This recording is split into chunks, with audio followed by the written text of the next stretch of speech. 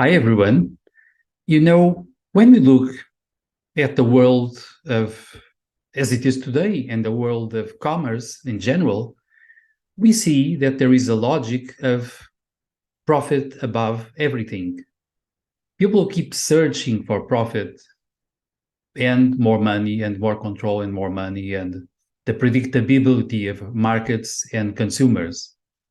When we look at the creative areas, in a way, they are sort of polluted by this kind of reasoning.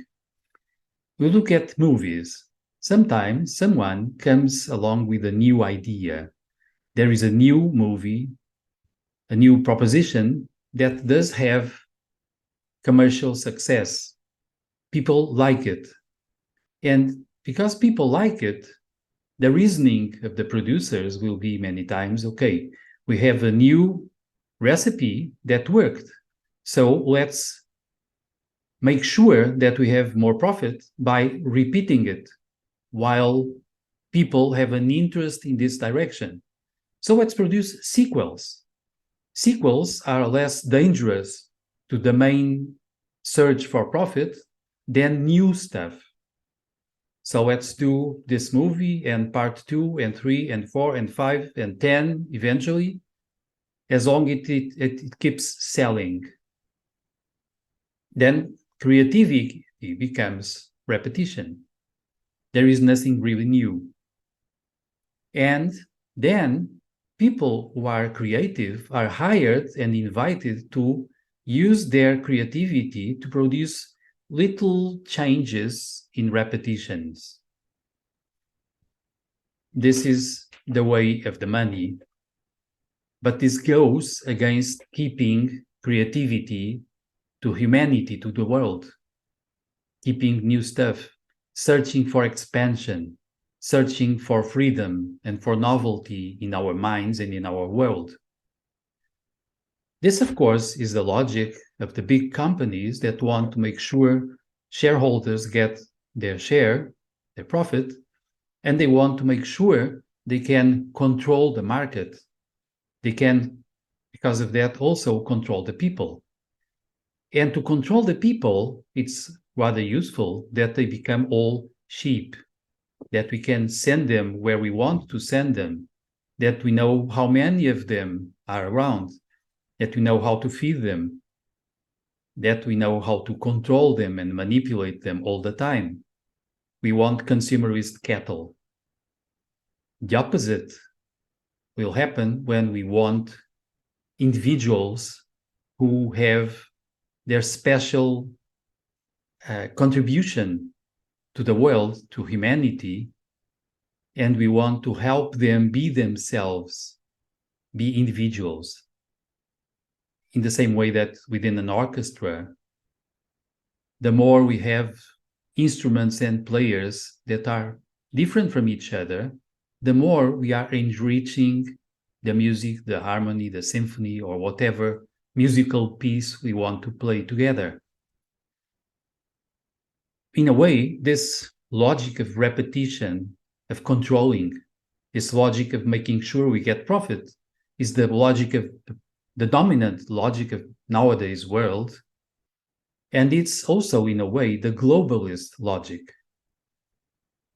This is the logic of controlling people, of predicting their behavior, of predicting consumerist behavior, making sure that we can manipulate consumers into what we want them to do, to go where we want them to go. This ensures the repetition of the present day's world, even the repetition of the many steps humanity is still taking towards major disasters, actually. Mostly from not just overpopulation, but from the wrong distribution of wealth, from illness, but also from global pollution.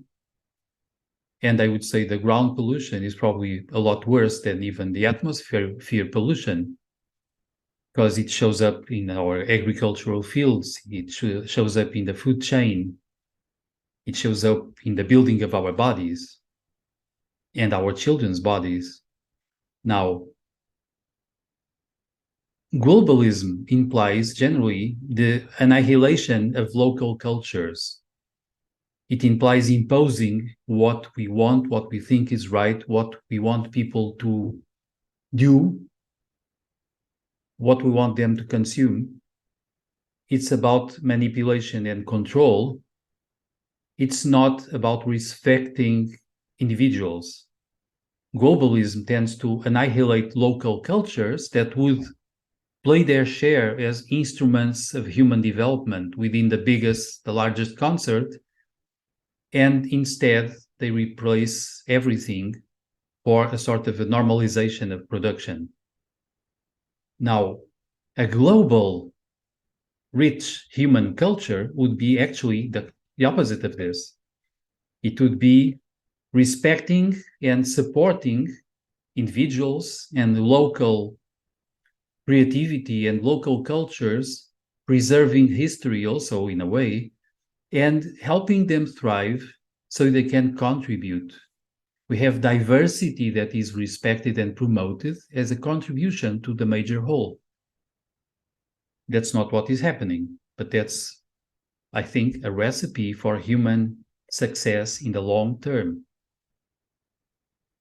We have also perhaps some knowledge that creativity and individuality, asserting who we are, respecting others, respecting ourselves, is a way to support the expansion and, in a way, the appearance of our own souls.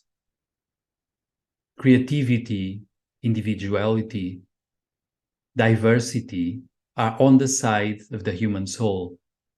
And I think we should strive towards asserting that, not repetition, control, and all those things, but diversity within a larger whole, a contribution of humanity also towards a bettering of our planet, supporting also nature, because we also see that the capitalism out of control keeps going to our fields and reducing diversity within forests and within crops, so they can strictly control the production.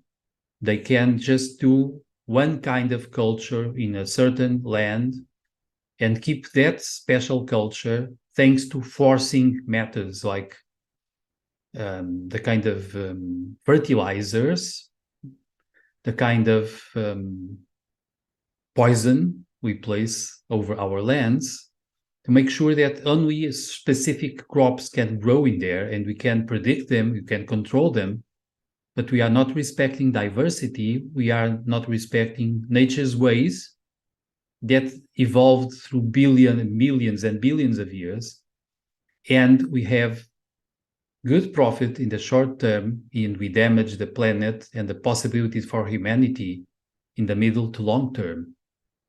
That's something that we should change so that humanity has a better chance of not just thriving, but being happy. And this is the idea for today. So as usual, if you like, share, help promote the channel, comment, and I'll be back soon, I think.